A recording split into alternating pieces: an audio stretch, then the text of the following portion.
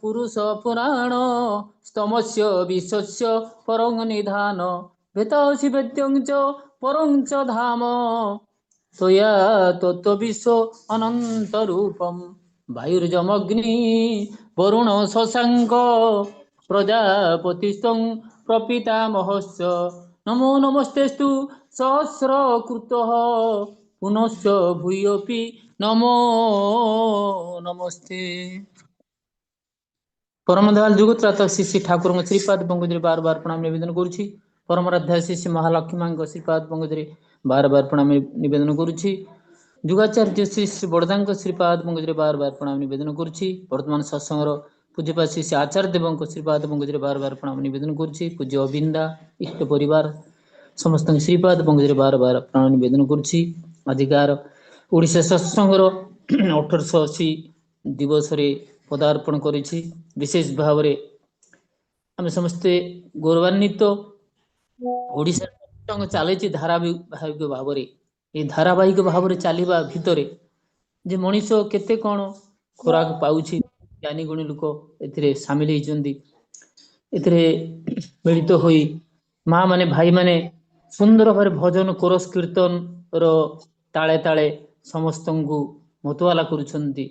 आउ परिचालन दायित्व अच्छे मोर पूज्य सुभाष भाई विशेष भाव में भक्त लोक सी समस्त की जे ठाकुर कहते अन्न को जिते करू बड़ सेते बड़ हेबुरे तु ही बड़ हेबार गोटे बाट गोटे छड़ा दुईटी ना किंतु आमे समस्ते जानते अन्न को दबेगी आमे निजे बड़ हवा कहते सुभाष भाई से अन्न को समस्त बड़ कहते आमे सेते बड़ नुह कि बड़ करते कहीं ना अन्न को जिते ठाकुर दर्शन को आसिक मनीष बुझिला जे अन्न को बड़ कले निजे बड़ हम अन्न को अन्यर प्रतिष्ठा निजर प्रतिष्ठा हम ये जे विरल कथा ये कथा श्री श्री ठाकुर पाखे आज जे साकार है मनीष बुझी पारे ना ये टिके टिके माने अहंकार टिके टिके क्रोध टिके टिके मनीषर आज माने असाड़ा प्रवण यही मनीष को आज तलू को नहीं ठाकुर कहले अहंकार जिते घन अज्ञानते से बेसी।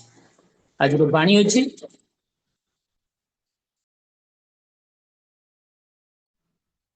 आज बाणी अच्छी ठाकुर देख श्री श्री ठाकुर बाणी अनुश्रुति ग्रंथर बाणी ठाकुर देख देवता देख हेउना लक्ष्य विभूति कि हेब जदि न बदलिला तोर विकारग्रस्त वृत्ति प्रवृत्ति।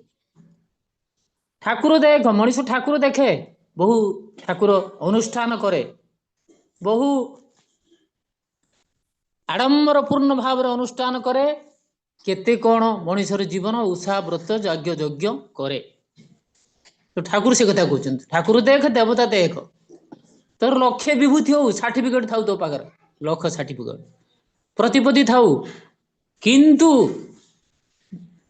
कि हेब जदि न बदलिला तोर विकारग्रस्त वृत्ति प्रवृत्ति ये जो विकारग्रस्त वृत्ति प्रवृत्ति जदि मनीषर न बदले मनीष तथागत भाव में आत्म बढ़ेवा देखिपारे कहते पूज्य सुभाष दा मनीष समाज जे प्रतिष्ठा लाभ बहु बाहाना करे किंतु तार वृत्ति प्रवृत्ति उपरे हाथ पड़े ना केतेबेले पड़िवो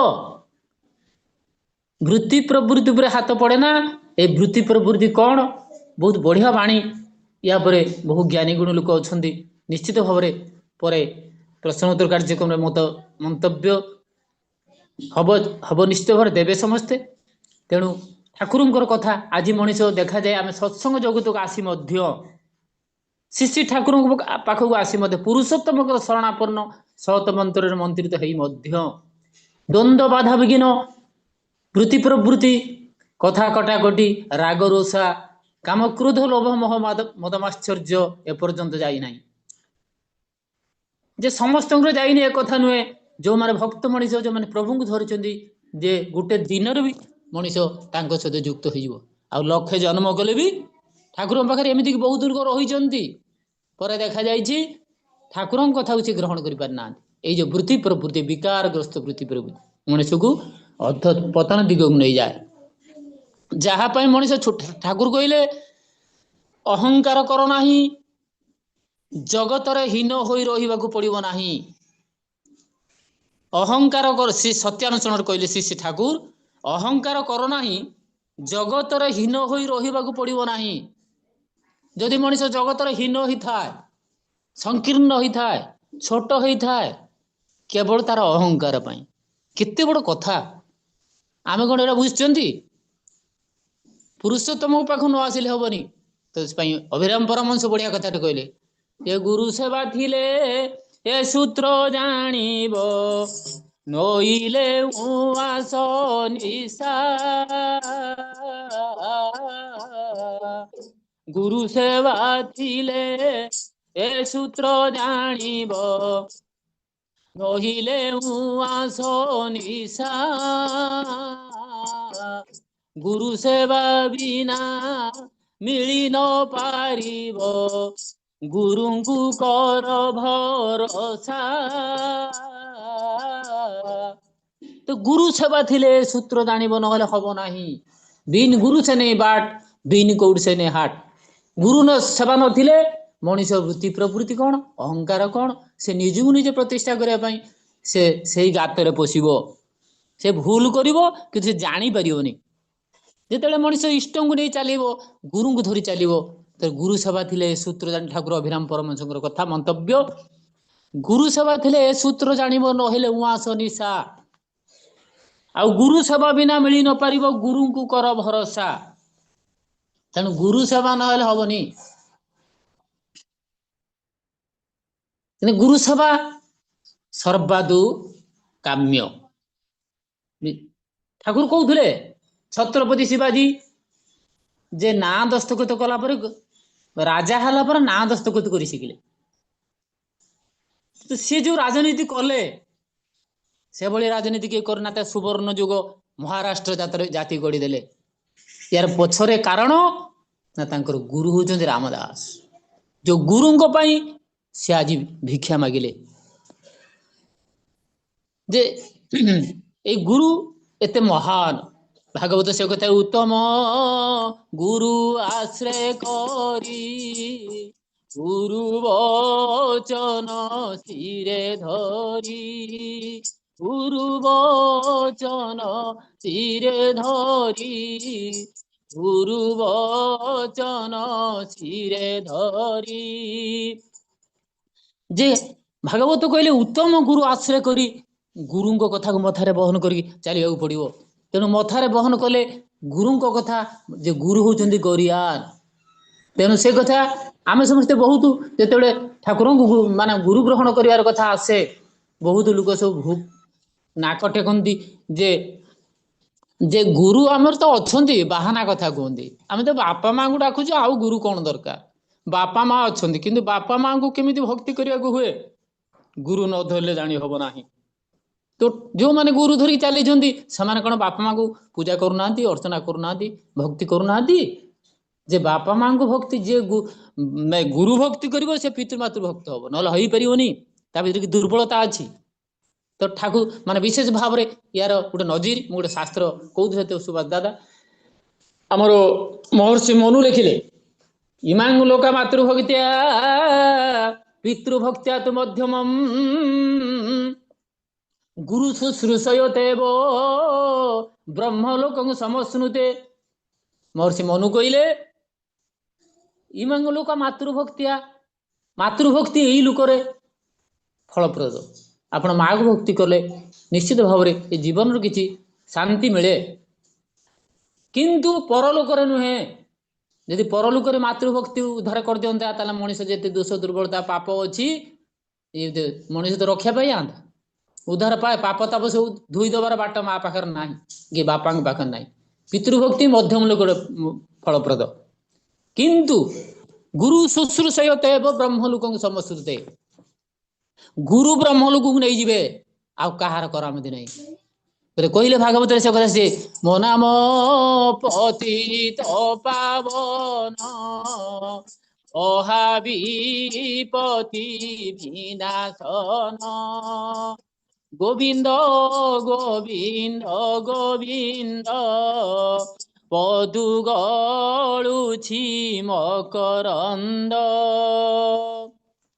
ହେଲେ ମୋ ନାମ ପତିତ ପାବନ ହେ ଉଦ୍ଧବ मो नाम बिना केही पाप तापुर रक्षा पाइबेनी मो नाम जे करिवो से ब्रह्मलोक को चल तेणु से ब्रह्मलोक को जीवार बाट होची गुरुंग पथरे चलवा तेणु विकारग्रस्त वृत्ति प्रवृत्ति जे एटा होची बड़ कथा ठाकुर देख देवता देख हेउना लक्ष्य विभूति कि हेब जदि न बदलिला तोर विकारग्रस्त वृत्ति प्रवृत्ति ए विकारग्रस्त वृत्ति प्रवृत्ति कहार थाए बेसी ये तो लक्ष्य लिख दिग अच्छी मनुष्यर विकारग्रस्त वृत्ति प्रवृत्ति शिक्षा उपरे समाज उपरे संसार क्षेत्र में दाम्पत्य जीवन रे परिवेश रे जेते जुआड़े जातु विकारग्रस्त वृत्ति प्रवृत्ति ही मनुष्य को अधपतन दिग को नहीं ये विकारग्रस्त वृत्ति प्रवृत्ति ये मनुष्य सी जे जहाँ आपण से भाई मनुष्य जी से होती मेंटाल जो मानकर मस्तिष्क विकृति से विकारग्रस्त वृत्ति प्रवृत्ति रो अधिकारी होती आज्ञा कहले भगवत गीता भगवान श्रीकृष्ण कहते दैवस्वर संपद विभाग जोगरे कहले 7 नंबर श्लोक प्रवृत्तिंच निवृत्तिंच जनान विदुरासुरा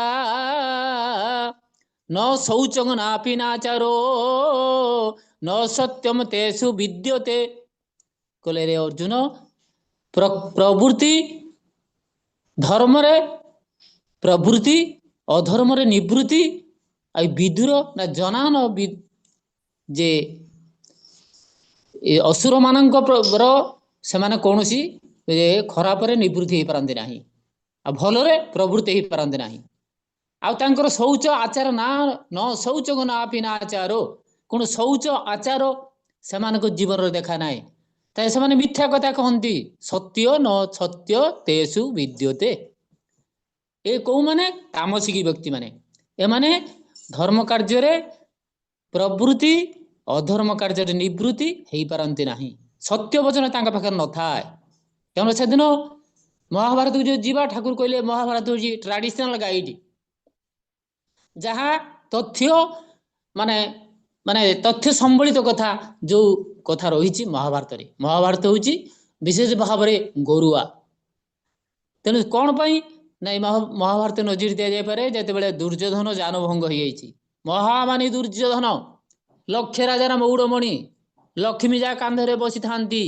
पर्णंग नारायण राक्षा नहीं पर्णंग नारायण बोली कह जाए तेणु एभली शक्तिर अधिकारी ठाकुर कहले तुम्हें जे समस्त को ऐश्वर्यशाली कर दे पार समस्त ना पृथ्वी भांगी टुकुरा टुकुरा कर पार किंतु तुम हृदय जो प्रेम ना तार तुम किसी भी तेरे दुर्योधन से अवस्था एते शक्ति थिला किंतु भीष्म द्रोण कर्ण शल्य भूरिश्रवा ये वीर माने ता पाखर थिले एते बड़ वीर थिले एते सब थिले शकुनी मामू थिले महा चक्रांतकारी किंतु हला कौन शेषकू सब गुड़ा चलीगला यार कारण ता भीतर जो कपटता जो दाम्भिकता जो विकृत माने प्रवृत्ति यह तलू नहीं गला एटा बुझा दरकार ये विकृत चिंताधारा जो जानभग्न हो पड़ी जे प्रभु तो मालिक ना अर्जुन को नहीं पहुंचले कहले देखुआ देख पहुंच जाइए पड़ी छटपट हो जानभग्न हो कहले किरे दुर्योधन अरे कौन ये तोर अवस्था तू जे एते बड़ ज्ञानी एते बड़ माने लक्ष्य राजार मौड़मणि आर केते कौन थिला ये अवस्था कहीं तोर ना प्रभु जे ये अवस्था मोर है ये तुमरी पाई दायी कला महाप्रभु कहला जानामि धर्म न च मे प्रवृत्ति जानाम्य धर्म न च मे निवृत्ति तोया हृषिकेश हृदय स्थितेन यथा नियुक्तस्मि तथा करोमि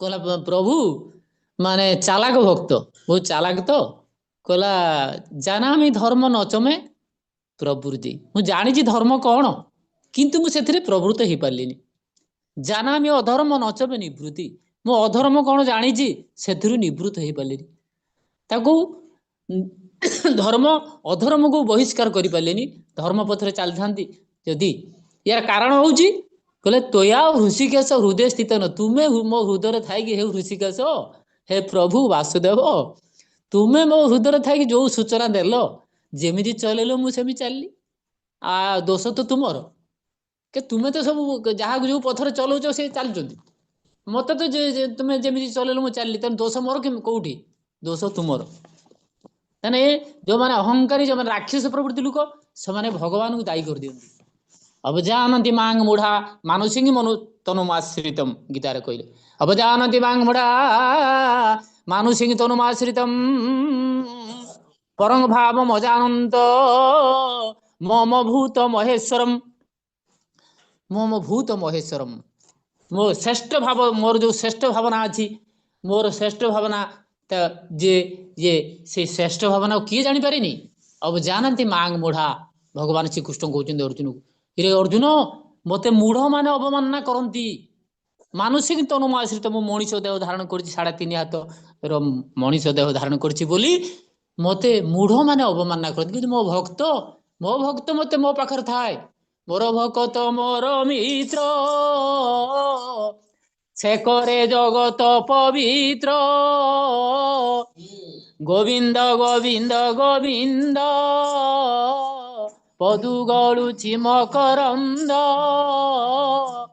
तो मोर भक्त जी मोर मित्र से करे जगत पवित्र मोर भगत मोर मित्र से करे जगत पवित्र मोर भक्त जी से मोर मित्र से मोर से जगत को पवित्र कर दिए तेणु मोर भगत मोर मित्र किंतु दुर्योधन दोष दौजी प्रभु को तो तुम्हें जो पथर चलेलो मु चलली कहले हाँ ठीक अच्छे से प्रभु कहते जदि मु तथे मो पाई तू तलू खसी गलु अरे मु तो जाइली तो पढ़ा मागे 5 खंड पढ़ा देदे दुर्योधन भाई भाईर जब तुम्हें गोटे बापर पुओ सी गोटे बापर पुओ न्याय शास्त्र हूँ महाभारत ये तुमर तो जी अधिकार से अधिकार से मत पाइबार योग्य तुम कौन कहल बिना युद्धे न पारि दे सूच्यग्रे में देनी केते बड़ कथा कहल तुम्हें जे भाई भाई भाई रो भाग तुमर जो अहंकार तुम भीतर थिला जो विकारग्रस्त वृत्ति प्रवृत्ति तुम्हें कौन कहल ना भाई की भाग देलोनी एते अहंकार अरे कौन तो जानभग्न हो पड़ीच बर्तमान आउ भाग दब ना दबनी कांदी पकेला कहला प्रभु मु ठकी जाइए मु भूल कर मत क्षमा दिंतु पाखे प्रभु पाखे शरणापन्न हेले अच्छी कौन चली जा सब चली जा तेणु से विकारग्रस्त वृत्ति प्रवृत्ति मनीष आज अधपतन होते कहले भागवतर से कथा कहते विष्णु पदार बिंद छाड़ी हे सेहु छाड़ी पतित मार्गे चित जोड़ी हे सेहु जोड़ी विष्णु पदार बिंद छाड़ी हे सेहु छाड़ी पतित मार्गे चित जोड़ी हे सेहु जोड़ी यदि विष्णु पदार बिंद प्रभुंकर पाद बिंद पदार बिंद को छाड़ी मनीष कौन करुची ना पतित मार्ग रे चित जड़ माने रसौची गति करुची एइथिपाई आज देखंतु उच्च स्तर को देखंतु ब्राह्मण माने बरं तांकर आपण देखिए बहु जगह लिखा है नोना चिकेन सेंटर आज विकारग्रस्त वृत्ति प्रवृत्ति केते जगह पहुंची आम एटा बुझवा दरकार जे ब्राह्मण जहा करवा कथा केवल वेश जे धारण हे से धारण केवल वेश जे धारण हे से धारण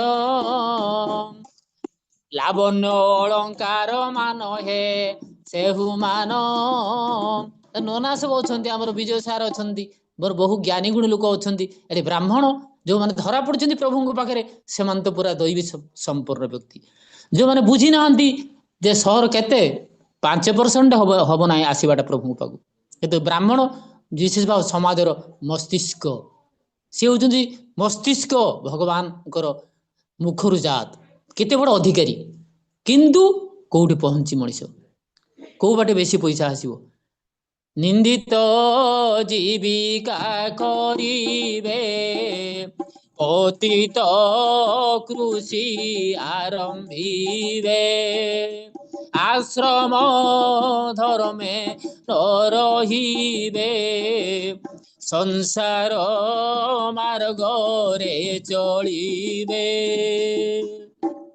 କହିଲେ ପ୍ରଭୁ କହୁଛନ୍ତି ଦ୍ୱାଦଶ ସ୍କନ୍ଧ ଭାଗବତରେ ଆଶ୍ରମ ଧର୍ମେ ନ ରହିବେ, ଆଶ୍ରମ ଧର୍ମକୁ ବହିଷ୍କାର କରିବେ, ଯଦି ବା ଦୀକ୍ଷା ନେଇଛନ୍ତି ତାକୁ ପୁଣି ଛାଡ଼ିଦେବେ, ସଂସାର ମାର୍ଗରେ ଚଳିବେ। ସଂସାର ମାର୍ଗ ପ୍ରବୃତ୍ତି ମାର୍ଗ, ନିଜ ଇଚ୍ଛାରେ ଚାଲିବା। ଆଉ ଆଶ୍ରମ ଧର୍ମରେ ଆସିଲେ ମଣିଷ ଗୁରୁଙ୍କ ନୀତି ନିୟମ ଭିତରେ ଚାଲେ, ସେତେବେଳେ ତାର କିଛି ରହେ ନାହିଁ, ବିକାରଗ୍ରସ୍ତ ବୃତ୍ତି ପ୍ରବୃତ୍ତି ରହେ ନାହିଁ। ମଣିଷର କାହିଁକି ରହିଛି ନା ମଣିଷ ସଂସାର ମାର୍ଗରେ ଚାଲିଛି। ନିନ୍ଦିତ ଜୀବିକା କରିବେ। ଆଜି ଦେଖନ୍ତୁ କୋଉ ବାଟେ ବେଶୀ ପଇସା ଆସିବ। ମାଛ ଚାଷ କଲେ ଆମକୁ ଆସି କହୁଛନ୍ତି ସବୁ ଆମର ତ ମାଛ ମାଂସ ଖିଆ ହୁଏନି, ଛଡା ଯାଏନି ଗଡିଆରେ, ତେଣୁ ଆମକୁ ସବୁ କୁହନ୍ତି ଗଡିଆରେ ମାଛ ଛାଡୁନ। ଆମେ କହିଲେ ଆମେ ତ ମାଛ ଖାଉନା, ଆମେ କାଇଁ ମାଛ ଛାଡିବୁ, ନହେଲେ ବିକିଦବ ତୁମେ। ଆରେ ଦେଖନ୍ତୁ ବିକ୍ରି କରିଦବ, ଆରେ ଗୁଡାଏ ଅର୍ଥ ଆସିବ, ତୁମେ ତ ବଡ ହେଇଯିବ ନା, ଉପରକୁ ଉଠିଯିବ, କଣ ସେଥିରେ ଅଛି।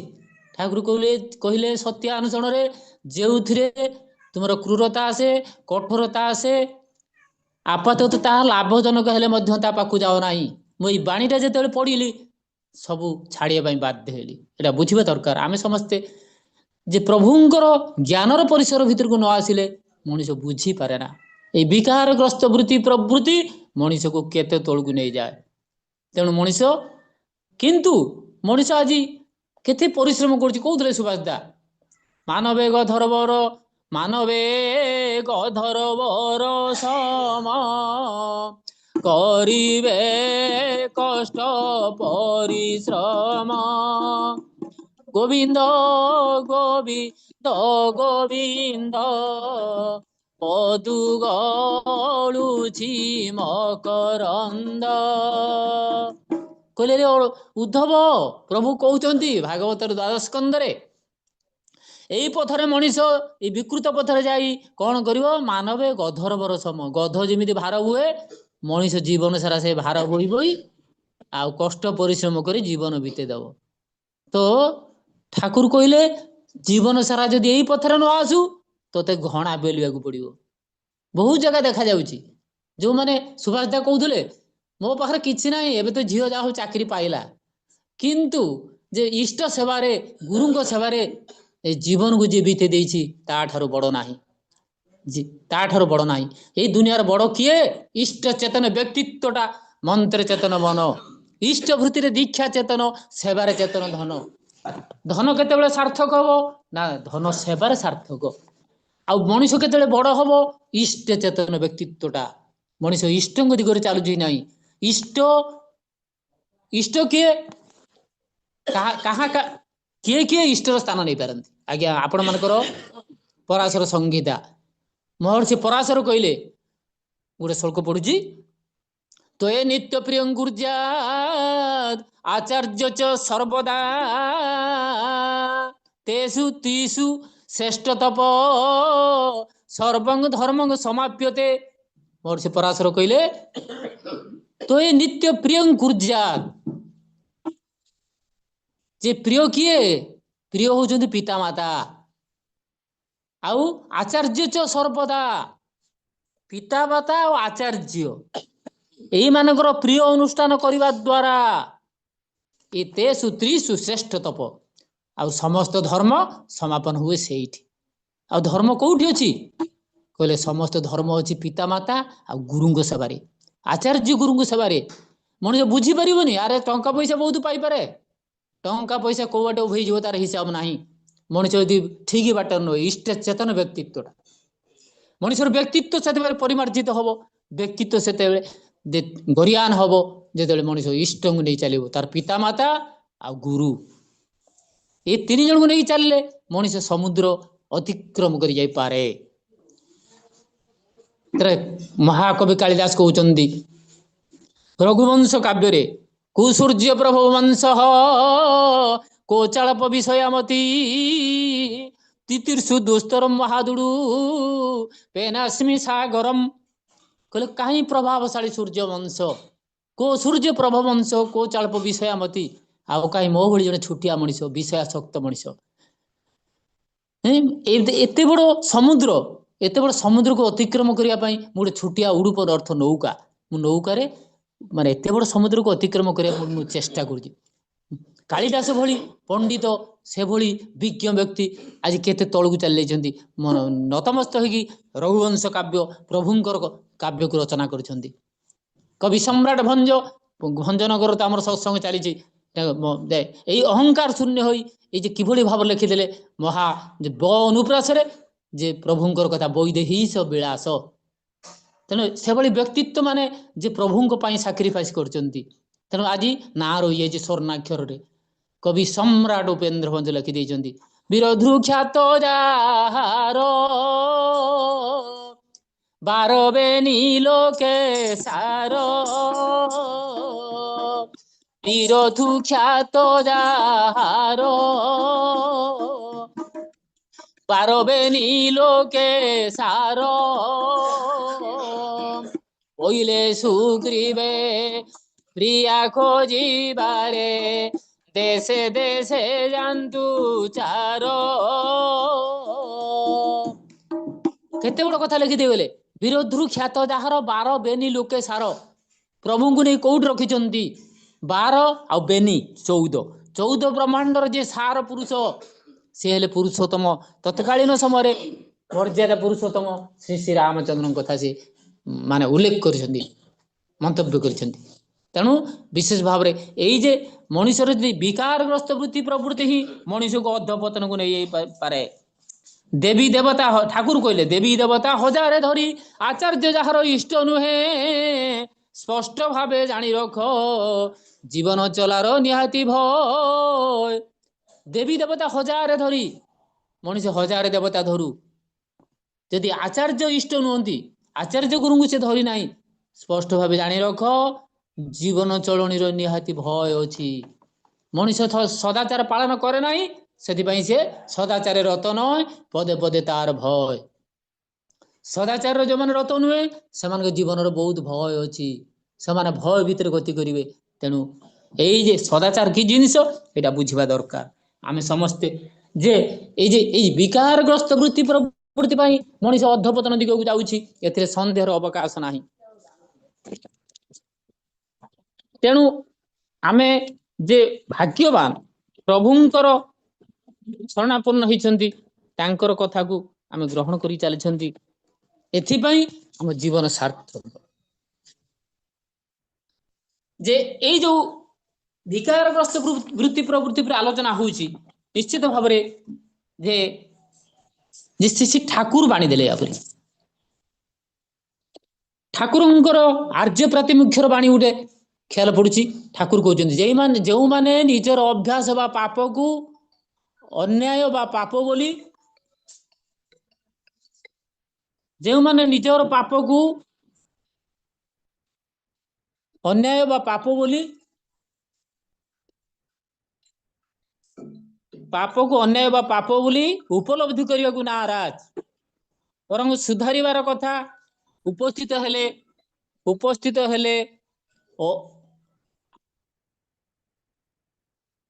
अरुचि और उपेक्षा रे उड़ाई देबा को चाहती तो जो माने बड़ बड़िया लोक समाज तांकर अन्याय तांकर पाप जे से माने उपलब्धि करने पाई नाराज बरं सुधारी जदि कई सुधारिबार कथा कहे मार्जित होबार कथा कहे ताकू माने अरुचि और उपेक्षा रे उड़ाई देबा को चाहती नाना धरणर समर्थन करी निजको बहुत जुक्ति दे बहुत न्याय दे आमे सब भल काम करूँ आमे ठीक करूँ समाज को आमे रक्षा करूँ से समर्थन करी निजको अनुतप्त हेबा तो दूरर कथा श्री ठाकुर कहते आक्रोश गंभीर हो उठती से जहाँ हुंतु आ जेपरी हुंतु ठीक जान से स्वभाव से भीतर शौर्य संदीपनारे बसवास करुची भीतर से स्वभाव अच्छी जहाँ समाज को नष्ट करिवार स्वभाव सुविधा पाइले ही कौन मुहूर्त से आत्मोत्सर्ग करि नष्ट दिगरे से आत्मोत्सर्ग करि से ठाकुर कहते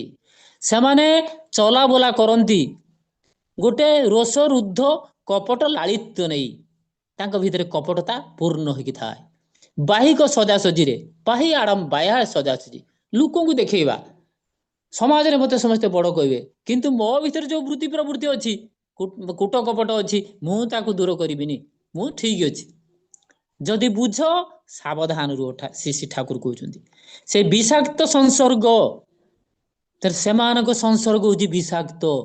ଯଦି ମଣିଷ ତାଙ୍କ ସାଙ୍ଗରେ ମିଶେ ସେ ବିଷାକ୍ତ ହୋଇ ଉଠିବ। କ୍ଷୀର ଅଭିଷିକ୍ତ ସ୍ୱାଦ ଉଦ୍ଦୀପନାରେ ବିଷାକ୍ତ କରି ତୋଳିବ, ବିଷାକ୍ତ କରି ତୋଳିବ ତୁମ ମାନଙ୍କୁ ବି। କିନ୍ତୁ ଶ୍ରୀ ଠାକୁର କହୁଛନ୍ତି କେତେ ବଡ କଥା।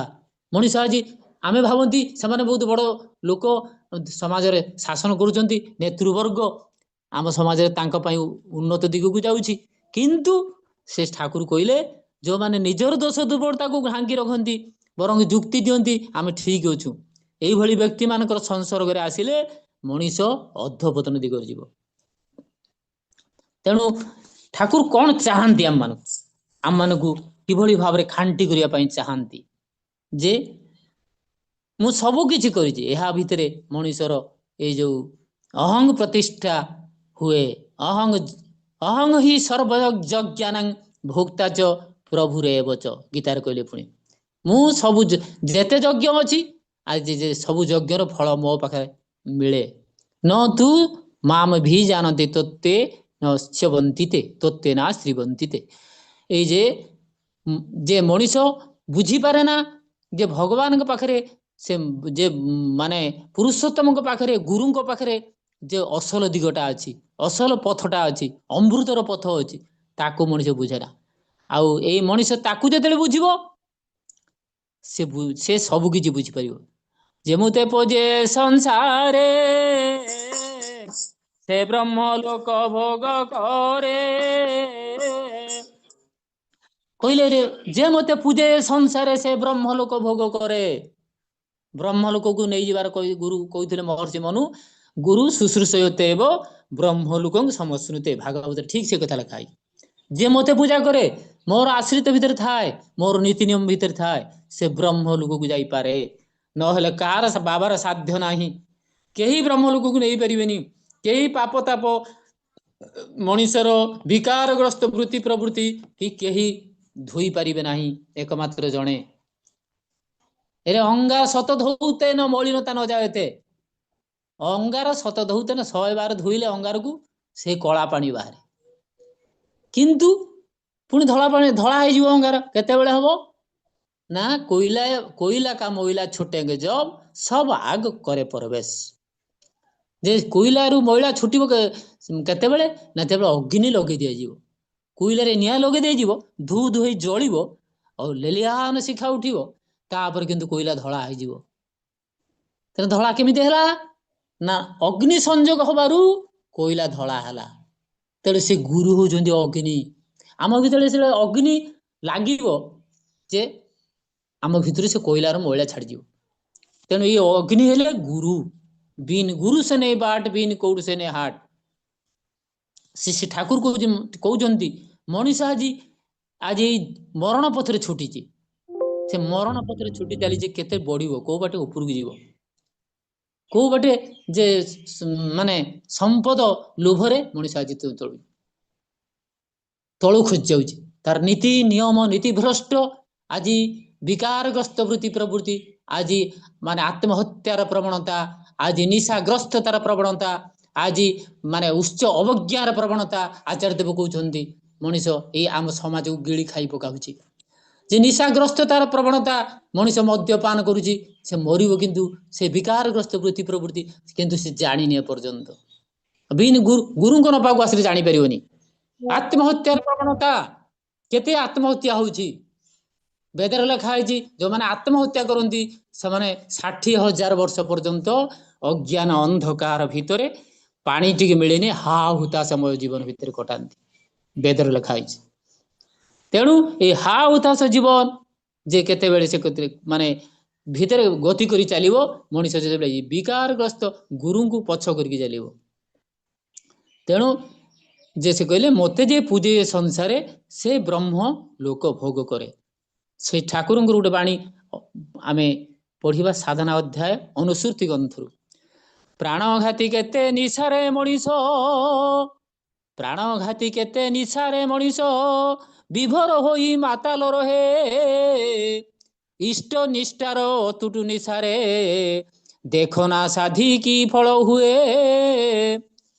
ପ୍ରାଣଘାତୀ କେତେ ନିଶାରେ ମଣିଷ, ପ୍ରାଣଘାତୀ चेतना भितर मनुष्य गति करे, प्राणघाती व्यवसाय भितर गति करे, प्राणघाती शिक्षार भितर गति करे, प्राणघाती बिजनेस व्यवसाय भितर गति करे, प्राणघाती विभोर होई माताल रुहे मनुष्य को बाटे पैसा आसीबो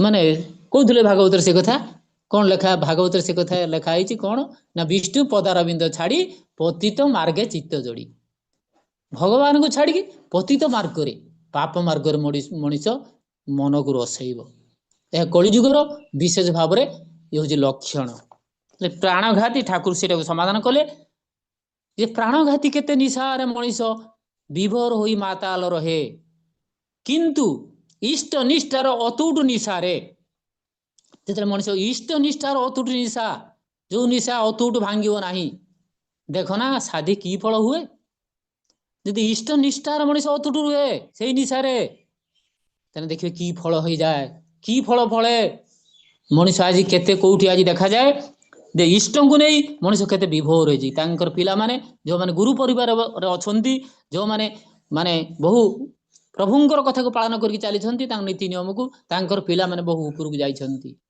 बहु आदर्श होई छंती जे आदर्श को नहीं चलिले मनीष आदर्श हो न ले परिबो नै तेणु ठाकुर कहले इष्ट निष्ठार अतुट निशारे देखो ना सादी की फल हुए फल कोठी पहुंचबो देखो जाई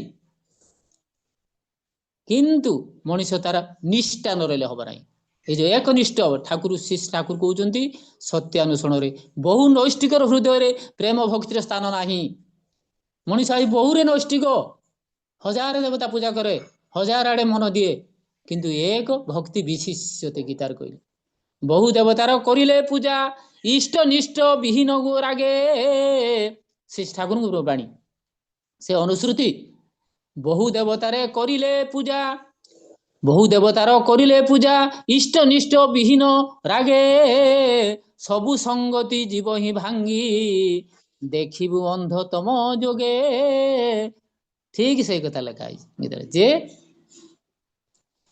बहु देवतार करिले पूजा इष्ट निष्ठ विहीन रागे इष्ट निष्ठाटा नष्ट हो जाए विहीन हो जाए इष्ट निष्ठा रहिबो नाही हजार देवता पूजा कले सबु संगति जीव ही भांगी संगति रहिबो नाही मनीष संगतिशील होई परिबो नाही छन्न छड़ा होई जीवो अंध तम जोगे अंध तम जोगे अंध यदि अंधार रे पहुंचे जाही मां आलोकवर्तिका को आसिले केही नहीं भल रास्ता ताको छाड़ दे परंती से तो अंधार पहुंच जाए अंध आ से तो मला सीटी अरे केही आलोक को आसिले केही जणे नहीं छाड़ियो भल रास्ता से तो अंधार भीतर अछि तो अंध अंधार भीतर गति करबा जहा जे बहु देवतार पूजा अर्चना करवा से एणु विशेष भाव रे आमे समस्ते भाग्यवान प्रभु को आम पाई पुरुषोत्तम को पाई तांकु नहीं चली चलिबा जे सबुठार बड़ कथा अरे ब्रजेर नंदन भजे जेई जन सफल जीवन तार ब्रजेर नंदन भजे जेई जन सफल जीवन तार ताहार महिमा वेदे नाही सीमा ताहार महिमा वेदे नाही सीमा त्रिभुवने नाही यार ब्रजेर नंदन भजे जेई जन सफल जीवन तार चैतन्य देवंकर उक्ति प्रभुंकर आग अवतार कहले ब्रजेर नंदन भजे जेई जन सफल जीवन तार अरे प्रभात उठी मनीष 8टा पर्यंत समय 8टा पर्यंत बर्तमान बिछना छाड़ुनी शीत दिन में इष्ट को नहीं केते माँ माने भाई माने उषा समय जाग्रत हो इष्टवृत्ति सारी प्रभुंकर कथा को पालन करी आज ये किए भजन कीर्तन कोरस जाजन प्रभु कि शुणुंट प्रभुंकर कथा समस्त कर्म भितर दे मनीष जिते इष्ट को नहीं चले इष्टर कथा को प्राधान्य दिए तार विकारग्रस्त वृत्ति प्रवृत्ति सब गुड़ा नष्ट हो जाए तेणु न धोइले हम मनीष बहु देवतार पूजा कले किछि पाइब नाही आपण मानक ବେଦ ଈଶୋପନିଷଦର ଗୋଟେ ଶ୍ଲୋକ ପଡୁଛି, ଅନ୍ଧଂ ତମ ପ୍ରବିଶନ୍ତି ଯେ ସମ୍ଭୂତି ଉପାସତେ ତତ ଭୂୟ ଇବତେ ତମ ଯଉ ସମ୍ଭତ୍ୟାଙ୍ଗ୍ରତା। ବେଦ କହିଲେ ଅନ୍ଧ ତମ ପ୍ରବିଶ, ଅନ୍ଧକାର ଭିତରେ, ଅଜ୍ଞାନ ଅନ୍ଧକାର ଭିତରେ ପ୍ରବେଶ କରନ୍ତି କିଏ, କୋଉମାନେ? ଯେ ସମ୍ଭୂତି ଉପାସତେ, ଯୋଉମାନେ ଦେବତା ଆରାଧନା କରନ୍ତି। ଆଚ୍ଛା ବେଦ ବି ଏ କଥା କହିଲେ, ଯୋଉମାନେ ବହୁ ଦେବତାର ଆରାଧନା କରନ୍ତି ସେମାନେ ଅଜ୍ଞାନ ରୂପକ ଅନ୍ଧକାର ଭିତରେ ଗତି କରନ୍ତି। ଆମେ ତ ଭାବୁଛୁ ବହୁତ ଦେବତା ପୂଜା କଲେ ବେଶୀ ଫଳ ମିଳିଯିବ, ବେଦ ତ ଏଇ କଥା କହିଛି, ଆମେ ତ ବୁଝିନୁ ଏପର୍ଯ୍ୟନ୍ତ। ଠାକୁର ସେଇଥିପାଇଁ କହିଲେ ସଂସ୍କୃତ ଭିତରେ ମାଲ ଅଛି, ସଂସ୍କୃତ ଜ୍ଞାନ ରହିବା ଦରକାର ଆମମାନଙ୍କ ଟିକେ ଟିକେ, କହିଲେ ବ୍ୟାକରଣ ଜ୍ଞାନ ରହିବା ଦରକାର। ତେଣୁ ବିଶେଷ ଭାବରେ ସେଇ ଭିତରେ ସଂସ୍କୃତ ଭିତରେ ମାଲ ଅଛି, ଠାକୁର କହୁଛନ୍ତି। ତତ ଭୂୟ ଇବତେ ତମଃ ଯଉ ସମ୍ଭୂତ୍ୟାଙ୍ଗ୍ରତା, ଯୋଉମାନେ ଦେବତା ଆରାଧନା ରତ ସେମାନେ ଅଜ୍ଞାନ ଅନ୍ଧକାର ଭିତରେ ଗତି କରନ୍ତି, ସେମାନେ ଠିକ ଜାଗାରେ ପହଞ୍ଚି ପାରନ୍ତି ନାହିଁ। ତତ ଭୂୟ ଇବତେ ତମ, ତେଣୁ ବିଶେଷ ଭାବରେ କହୁଛନ୍ତି ଯୋଉମାନେ ନିର୍ବିକଳ୍ପ ବ୍ରହ୍ମ ସାଧନାରେ ରତ ଅଛନ୍ତି ସେମାନେ ଆହୁରି ଅନ୍ଧାରରେ ପହଞ୍ଚନ୍ତି। ନିର୍ବିକଳ୍ପ ବ୍ରହ୍ମ ସାଧନା, କାରଣ କିଏ ନା ଆମର ଭଗବାନ ଅଛନ୍ତି ଉପରେ, ଆକାଶରେ ଅଛନ୍ତି, ଆକାଶୀୟ ଭଗବାନ। ଭଗବାନ କେବେ ଜନ୍ମ ନିଅନ୍ତିନି, ଭଗବାନ କେବେ ଅବତାର ନେଇକି ଆସନ୍ତିନି। ଏ ଭାଗବତରେ କଣ ଲେଖା ହେଇଛି? ଯୁଗକୁ ଯୁଗ ଏହି ମତେ ପରମାନନ୍ଦ ଏ ଜଗତେ, ତ ଯୁଗକୁ ଯୁଗ ହିଁ ମତେ ପରମାନନ୍ଦ ଅଛନ୍ତି, ପୁରୁଷୋତ୍ତମ ଆସନ୍ତି ଯୁଗକୁ ଯୁଗ ଏହି ମତେ। ଏଇ କଥା ଅମଳ କରୁନାହାନ୍ତି ବର୍ତ୍ତମାନ।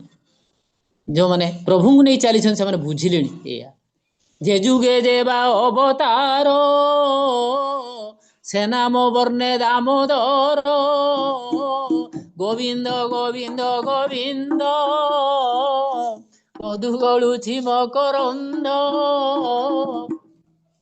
ଯେ ଯୁଗେ ଯେବା ଅବତାର ସେ ନାମ ବର୍ଣ୍ଣେ ଦାମୋଦର, ଏପର୍ଯ୍ୟନ୍ତ ଏଇ କଥା ବୁଝି ପାରୁନାହାନ୍ତି ମଣିଷ। ଯୋଉ ଯୁଗରେ ଯୋଉ ଅବତାର ନେଇକି ଆସନ୍ତି ପ୍ରଭୁ, ସେଇ ଯୁଗରେ ସେଇ ଅବତାର ଗ୍ରହଣ କରିବା ସର୍ବାଦୌ କର୍ତ୍ତବ୍ୟ। ତା ନହେଲେ ମଣିଷ ସେ ଅନ୍ଧକାର ଭିତରେ ଗତି କରିବ, ଏଇ ବିକୃତ ଚିନ୍ତାଧାରା ଭିତରେ ଗତି କରିବ। ଏଇ ବିକୃତ ଚିନ୍ତାଧାରା ଇଏ ହେଇପାରିବାକୁ ହେଲେ, ରିକ୍ତକରଣ ହବାକୁ ହେଲେ ଏକମାତ୍ର ଗୁରୁଙ୍କର ଚଲା ପଥରେ ମଣିଷ ଯେତେବେଳେ ପ୍ରବୃତ୍ତ ହବ ସେତେବେଳେ ନିବୃତ୍ତି ପଥରେ ଚାଲିବ। ମଣିଷର ଅହଙ୍କାର, କାମ, କ୍ରୋଧ, ଲୋଭ, ମୋହ, ମଦ, ମାଶ୍ଚର୍ଯ୍ୟ ଧୀରେ ଧୀରେ ଧୀରେ ଧୀରେ ଧୀରେ ଧୀରେ ସବୁଗୁଡା କମିଯିବ। ଠାକୁର ଯୋଉ କଥା କହୁଛନ୍ତି, ମୁଁ ଆସିଛି ଏଥର, ମୁଁ ଆସିଛି ସମସ୍ତଙ୍କୁ ଆଜି ହସେଇବା ପାଇଁ, ସମସ୍ତଙ୍କୁ ଶାନ୍ତି ଦେବା ପାଇଁ, ସମସ୍ତଙ୍କୁ ଯିଏ କହୁଛନ୍ତି। ଏଇ ମାନେ ଠାକୁରଙ୍କ ଗୀତ ପଦେ ଗାଇଦେବା, ଗାଇକି ସାରିବା। ପୂଜ୍ୟ ସୁଭାଷ ଟିକେ ଆଜି ଆମ ଏଇ ମାନେ ସମୟ ନେବେ, ମୁଁ ଟିକେ ପୁଣି ବଡ ଦୁରିଆ ସତ୍ସଙ୍ଗ ଅଛି। ତେଣୁ আমি বেদ বিধি ছাড়ি বেদনা হারি হরি নাম সদা গাই রে, আমি বেদ বিধি ছাড়ি বেদনা হারি হরি নাম সদা গাই রে, হয়ে হোক মম লক্ষ্য জনম তাই কোনো ক্ষতি নাই রে, আমি বেদ বিধি ছাড়ি বেদনা হারি হরি নাম সদা গাই রে। କହୁଛନ୍ତି ଠାକୁର ନିଜେ ଅବତାରରେ, କୋଉ ଅବତାରରେ ଗୀତ ଲେଖି ନାହାନ୍ତି? ଏଇ କଳି ଯୁଗରେ ଏଇ ମଣିଷ ମାନଙ୍କ ପାଇଁ, ଏଇ ମଣିଷ ବିକୃତ ମଣିଷ ମାନଙ୍କ ପାଇଁ ଠାକୁର କହିଲେ ଆମେ ବେଦ ବିଧି ଛାଡି ବେଦନା ହାରି। କୋଉ ବେଦ ବେଦାନ୍ତ ଅତିକ୍ରମରୁ, କୋଉ ଅଗମ ଧାମରୁ ଓହ୍ଲେଇ ଆସିଲେ ପ୍ରଭୁ, ଅଗମ ଅଲେଖ ଧାମରୁ ଏ ମଣିଷ ପାଇଁ ସେ ଆସନ୍ତି। ଏ 3.5 ହାତର ମଣିଷ ହବାକୁ ହେଲେ ମାତୃ ଗର୍ଭରେ ଜନ୍ମ ନବା କେତେ କଷ୍ଟ। ଏ ହଏ ହୋକ ମମ ଲକ୍ଷ୍ୟ ଜନ୍ମ ତାଏ কোনো କ୍ଷତି ନାହିଁ ରେ, କହିଲେ ତୁମ ମାନଙ୍କ ପାଇଁ ଯଦି ଲକ୍ଷ୍ୟ ଜନ୍ମ ଏମିତି ମତେ ମାତୃ ଗର୍ଭରେ ଜନ୍ମ ନବାକୁ ହୁଏ ଏଇ ଯୋଉ କଷ୍ଟ ଭିତରେ, ତଥାପି ମୁଁ ରାଜି ଅଛି। ମୁଁ ତମ ମାନଙ୍କୁ ଛାଡିକି ଭଗବାନ ହବା ପାଇଁ ଚାହେଁ ନା, ତମ ମାନଙ୍କୁ ନେଇ ମୁଁ ତମ ମାନଙ୍କୁ ନେଇ ମୁଁ ଏଇ ମଣିଷ ବନ୍ଧୁ ଭାବରେ ସଖା ଭାବରେ କହୁଛି, ମୁଁ ତମ ମାନଙ୍କୁ ଛାଡିକି ଭଗବାନ ହବାକୁ ଚାହେଁ ନା। କେତେ ଦରଦି ଦୟାଳ କିଭଳି ଭାବରେ କହୁଛନ୍ତି, ଆମେ ବେଦ ବି ଛାଡିକି ବେଦନା ହାରି। ଏଇ ଯୋଉ ମଣିଷ ଦୁଃଖ ପାଉଛି, କଷ୍ଟ ପାଉଛି, ଯନ୍ତ୍ରଣା ଛଡୁଛି ଏଇ ଯୋଉ ବିକାରଗ୍ରସ୍ତ ବୃତ୍ତି ପ୍ରବୃତ୍ତି ପାଇଁ। ମଣିଷ ଯଦି ଟିକେ ଅମୃତ, ଠାକୁର କହିଲେ ଅମୃତର ସନ୍ତାନ ତୁ, ଅମୃତ ତୋର ଜୀବନ ଧାରା, ତୁ ତ ଅମୃତର ସନ୍ତାନ।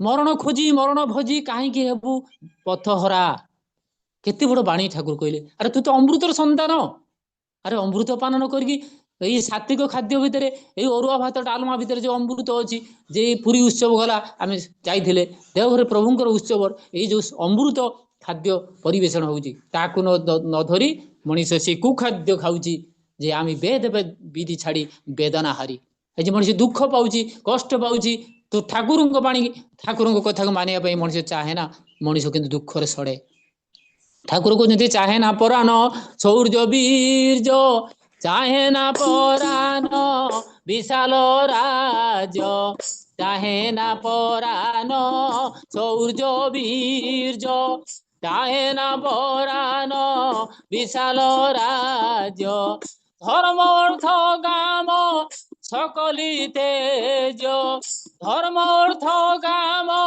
सकली तेज मोक्षर मुखे आई रे आमी वेद विधि छाड़ी वेदना हारी हरि नाम सदा गाई रे आमी वेद विधि छाड़ी वेदना हारी हरि नाम सदा गाई रे